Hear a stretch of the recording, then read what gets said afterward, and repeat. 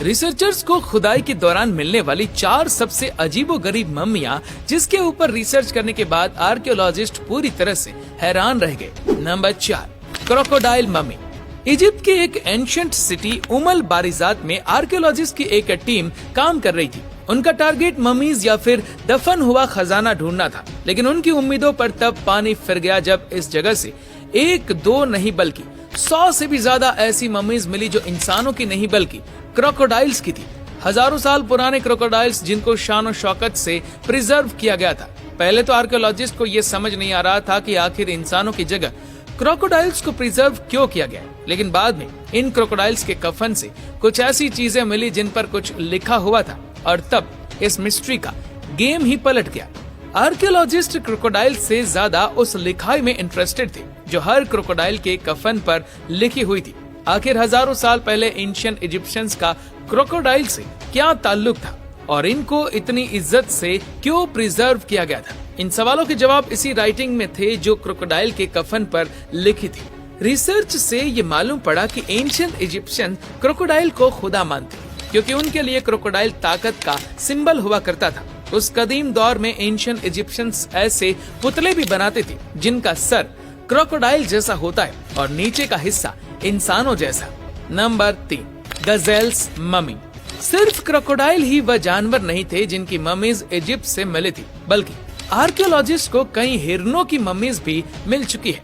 ये जो हिरनी की मम्मी आप देख रहे, वह आज से तकरीबन 3000 साल पहले मरी थी और ऐसा मालूम होता है कि ये किसी क्वीन की पालतू हिरनी थी। जब आर्कियोलॉजिस्ट को खुदाई के दौरान ये हिरनी मिली तो वो ये देखकर हैरान रह गए कि किंग और क्वीन के साथ साथ हिरनी को भी शाही अंदाज में स्टफ करके दफन किया गया था। यानी जो तरीका किंग्स और क्वीन को प्रिजर्व करने में इस्तेमाल होता था, इस हिरनी को भी उसी शान और शौकत के साथ प्रिजर्व करके शाही कफन में डाला गया था। नंबर 2, टूटनखामुन या फिर किंग टट। इस फेरो को मिलने से न सिर्फ इसको ढूंढने वाले हैरान थे, बल्कि टूटनखामुन की मम्मी ने पूरी दुनिया के आर्कियोलॉजिस्ट को हैरान करके रख दिया था। टूटनखामुन की मम्मी जिस कमरे में बंद थी वह जमीन के 20 फीट नीचे से मिला था।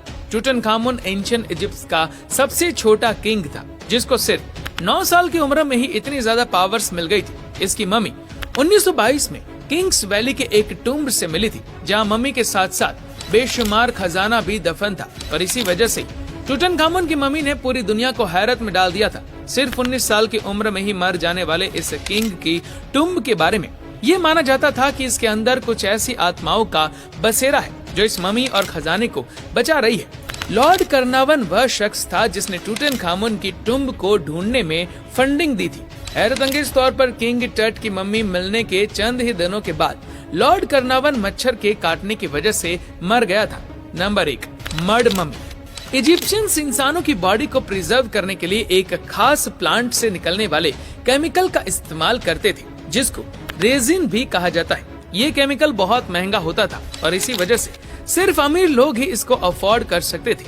आर्कियोलॉजिस्ट को जितनी भी ममीज मिली थी उन पर रेजिन लगा होता था ताकि बॉडी वक्त के साथ खराब ना हो। लेकिन ऑस्ट्रेलियन आर्कियोलॉजिस्ट तब हैरान रह गए जब उन्होंने एक ऐसी मम्मीज तलाश की जो रेजिन नहीं बल्कि मिट्टी से कवर हो रखी थी। ये मम्मी एक औरत की थी जो लगभग 25 साल की उम्र में मरी थी, लेकिन इसके कफन पर मिट्टी के अलावा कुछ और भी था जिसने आर्कियोलॉजिस्ट को हैरानी में डाल दिया था। लैब टेस्ट से ये मालूम पड़ा कि यह मम्मी तो 3000 साल पुरानी थी, लेकिन इसके इर्द गिर्द जो मिट्टी लगाई गई थी वो इसके मरने के काफी सालों के बाद लगाई गई थी।